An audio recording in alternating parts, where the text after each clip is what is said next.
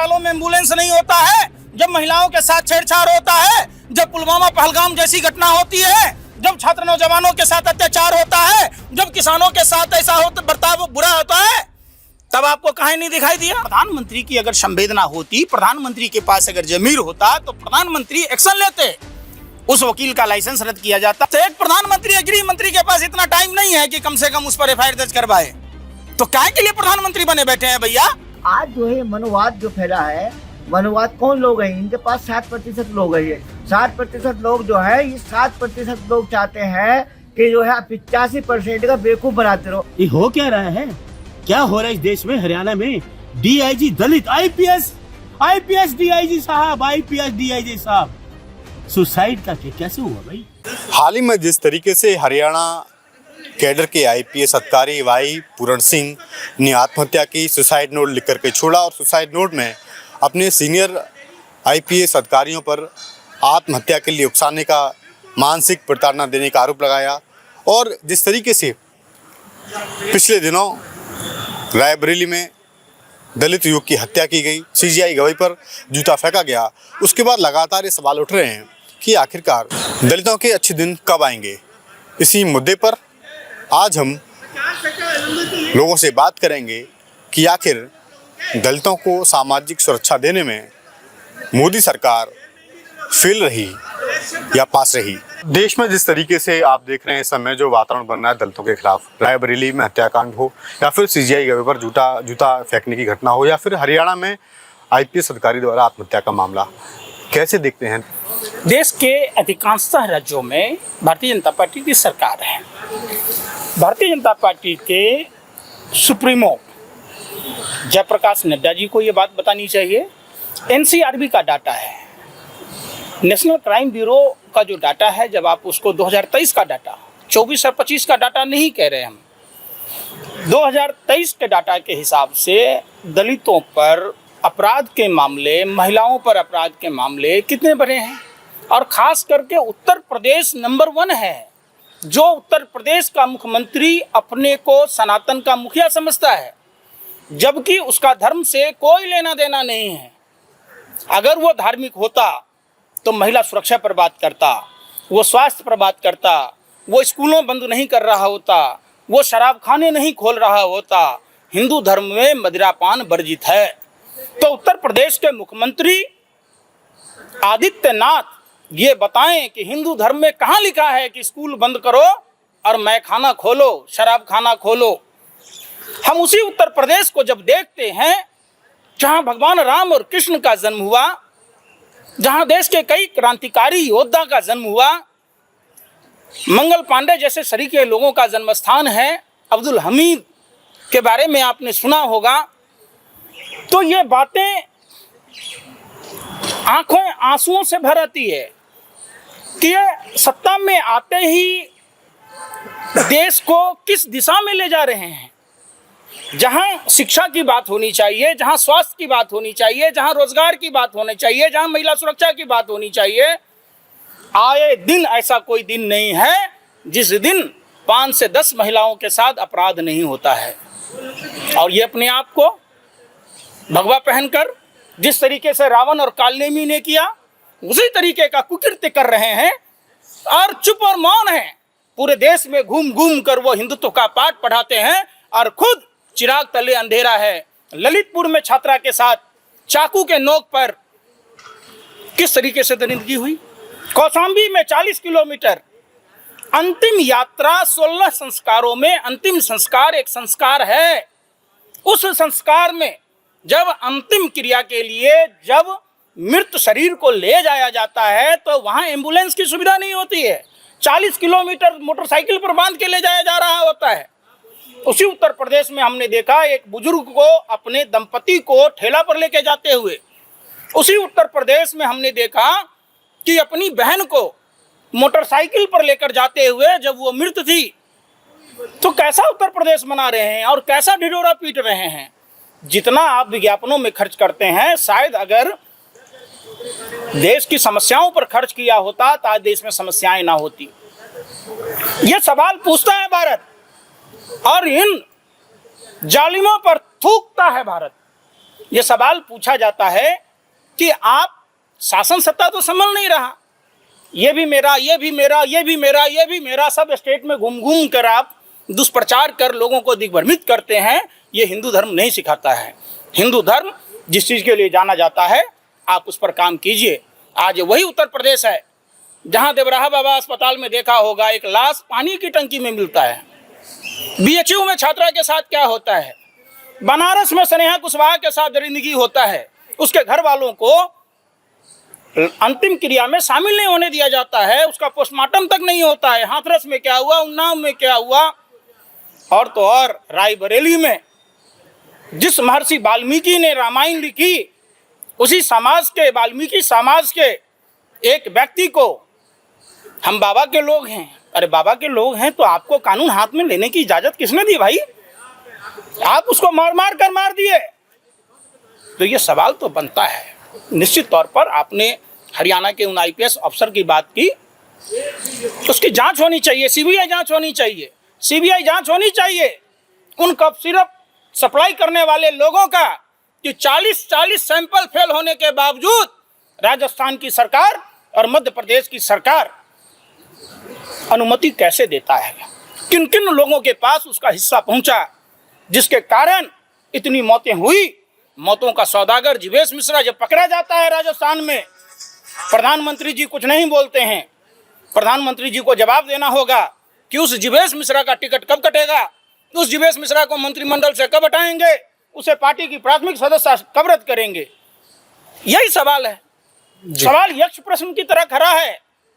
प्रधानमंत्री कुछ भी नहीं बोलते हैं।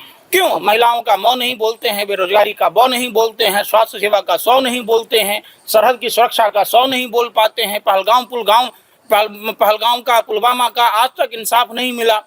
तो यह देश स्तब्ध है जी। और राष्ट्रीय विमर्श की जब हम बात करते हैं तो उसमें दलितों का विमर्श भी कहीं ना कहीं आता है। तो क्या दलितों की जो राजनीतिक चेतना है वो केवल विमर्श के नाम तक सीमित रह जाएगी या जमीन पर भी कुछ दिखेगा? ये लोग सिर्फ खाना पूर्ति के लिए, अपने वोट बैंक के लिए दलितों की बात करते हैं। सबसे ज़्यादा आज भी दलित समाज का शोषण हो रहा है और जहाँ जहाँ भाजपा की सरकार है दलितों के साथ जुल्म और अत्याचार बढ़े हैं। उन्हें आज भी उसी संकीर्ण मानसिकता के लोग घड़ा का पानी पीने पर पीट पीट कर हत्या कर देते हैं, मूछें रखने पर उन्हें सजा दी जाती है, गोरी चढ़ने पर सजा दी जाती है, उन्हें बारात में घोड़ा पर नहीं चढ़ने दिया जाता है। तो कैसी बात करते हैं जब हमारे आराध्य प्रभु श्री कृष्ण कहते हैं कि सब नर बरोबर हैं, नर ही नारायण है। तो उस नारायण को तकलीफ क्यों? उनके साथ भेदभाव क्यों? एक सरफिरा अधिवक्ता, इनको कहते हैं सनातन में हमको माता ने दर्शन दिया, हमारे आराध्य ने दर्शन दिया। अरे भैया, आराध्य तब दर्शन नहीं देता है जब बच्चों की मौतें होती हैं, जब अस्पतालों में एम्बुलेंस नहीं होता है, जब महिलाओं के साथ छेड़छाड़ होता है, जब पुलवामा पहलगाम जैसी घटना होती है, जब छात्र नौजवानों के साथ अत्याचार होता है, जब किसानों के साथ ऐसा बर्ताव बुरा होता है, तब आपको कहीं नहीं दिखाई दिया। दलितों पर अत्याचार जुल्म जो है और अधिक हुआ है। एकदम साफ और स्पष्ट समझिए। आज भी FIR तक नहीं लिखे जाते हैं देश के अलग अलग राज्यों में, राजधानी में, कहीं भी चले जाइए।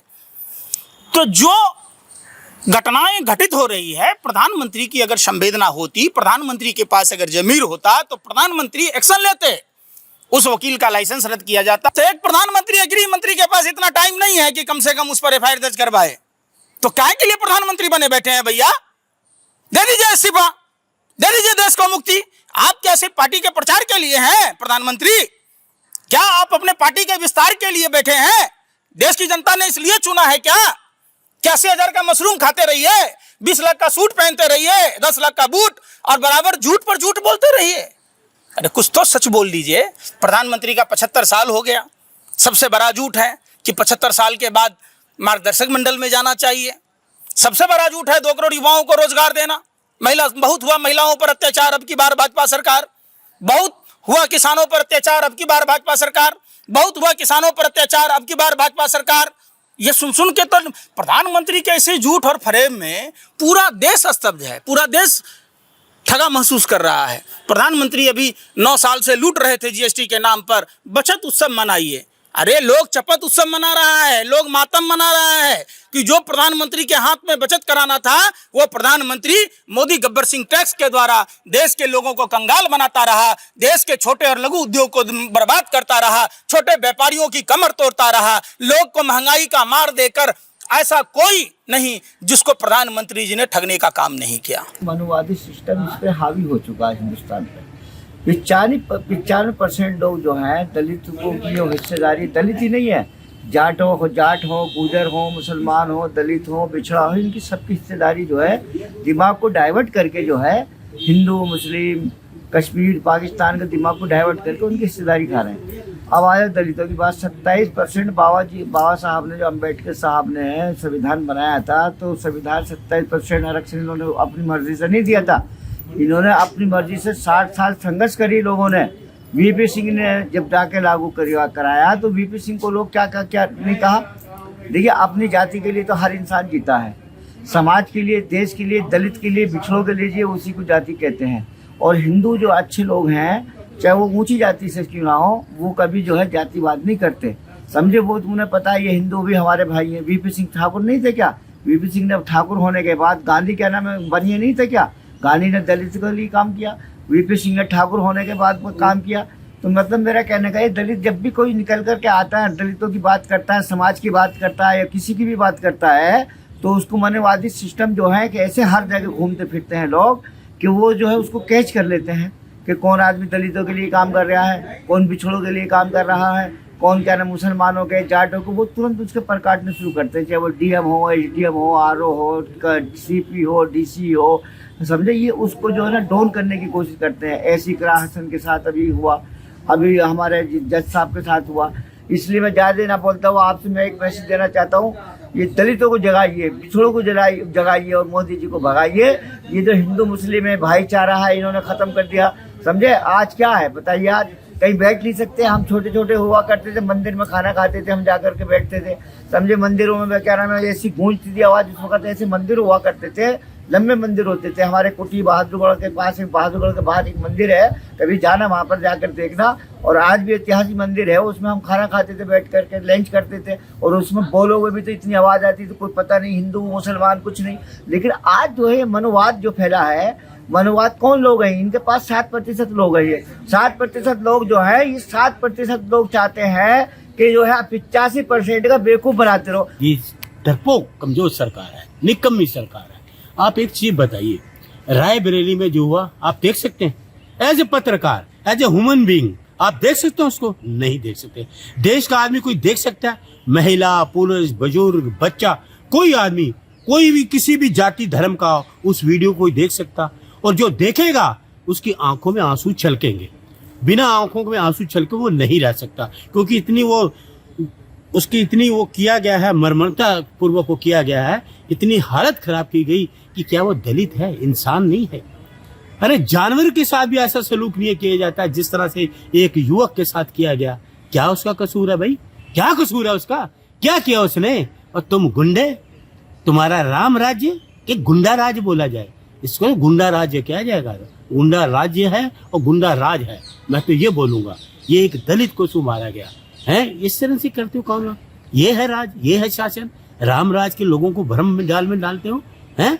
जितने हैं वो बाबा कहाँ चले गए हैं? अगर ये किसी बाबा को मारा होता तो सारे बाबा आ जाते, इकट्ठे हो जाते, सारे बहुआधारी जितने सारे बाबा इकट्ठे हो जाते। पूछो उन बाबाओं से, क्या देखा उन्होंने, क्या सोचते हैं, क्या सोच है उनकी कि इसलिए इस दलित इस देश का है, इस राज्य का है, इस भारत का रहने वाला है, वो व्यक्ति उसको मार दिया।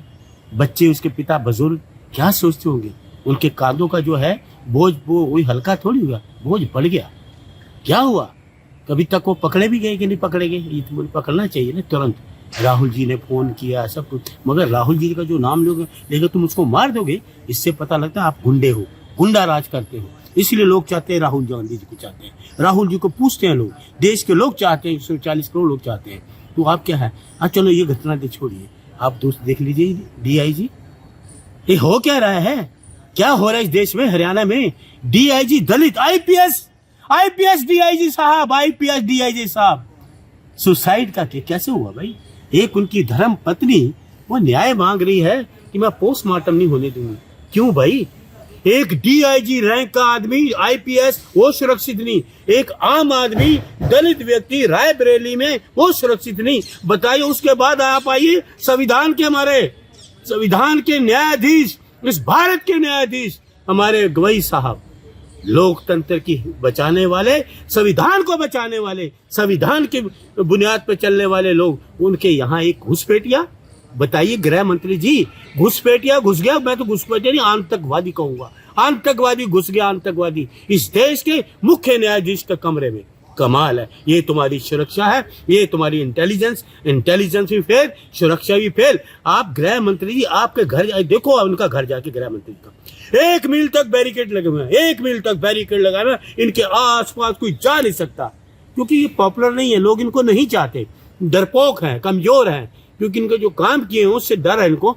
1 मील तक इन्होंने बैरिकेड लगाया, कमांडो घूम रहे हैं, और एक चीफ जस्टिस निष्पक्ष दिलेरी समय बैठा है देश का न्यायाधीश, अगर उसके कमरे में इस तरह की बात करोगे तो हम कहाँ हैं, आप कहाँ हैं, हमारी सुरक्षा कहाँ है? हम नहीं समझ सकते कि हम घर पहुंच पाए या ना पहुंच पाए। आप पहुंच पाए ना पहुंच पाए, क्योंकि पत्रकार हैं, और एक ऐसे चाटुकार पत्रकार, आप भी पत्रकार हो, वो पत्रकार क्या क्या बोलता रहा है, शर्म नहीं आती? ये पत्रकारिता पे वो है कलंक, ऐसी पत्रकारिता पे, जिस तरह का उसने बोला, क्या अजीत क्या नाम है उसका, है ऐसी बोलते कोई?